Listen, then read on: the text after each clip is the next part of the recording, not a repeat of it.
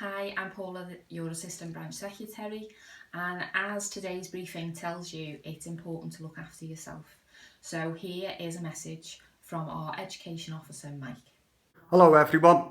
As you can see, I hope you're all keeping well and managed to stay in, unless it's an essential journey out.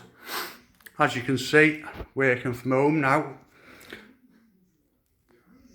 Not ideal, but we're getting used to it.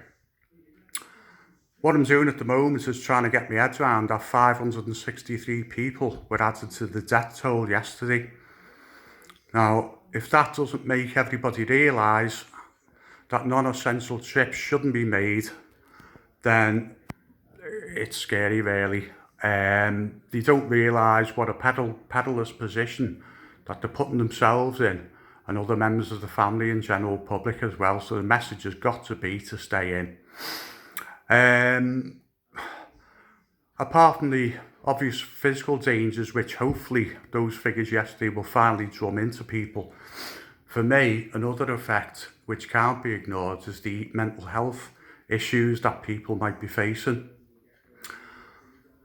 Everybody will have different circumstances, whether you're at home with kids, with your wife or husband, or you're like me, living by yourself. It brings its own problems and considerations that you have to make. From a personal point of view, I know I only look about 40, maybe 45 on a bad hair day, but I'm actually 58 in September.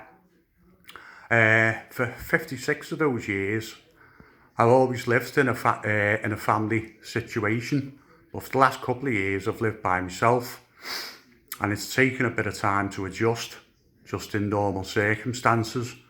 With this thrown on top, it's going to have an effect, and I'm looking after myself as best I can.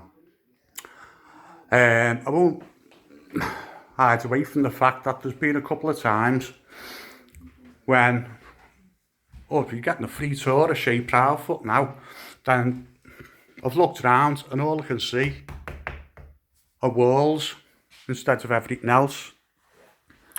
I've dealt with this, getting on the phone, speaking to people, trying to help people along as well who may be in a similar situation, but we've all got to look after ourselves.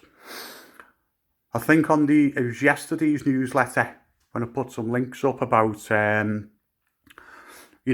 courses, online training courses that are available through Unison. One of them is looking after yourself. Please have a look. Apart from helpful tips it may give, it'll also maybe have some material interest with the other courses as well. So another point while I'm on is going out on essential trips for your shopping. Just down the bottom there, not sure if you can see it or I've got the camera right, but there's a little independent shop with two brothers running it. They're working 18 hours a day, and they've got everything in there that you need. You might pay a bit more, but the thing is, you're supporting small independent traders, and if we don't support them during these difficult times, they'll be gone. And once they're gone, they're gone. The Tesco's, Knowsley's and Asda's will look after themselves and are making huge profits, but these small independent people aren't. So please support them for essential items that you need.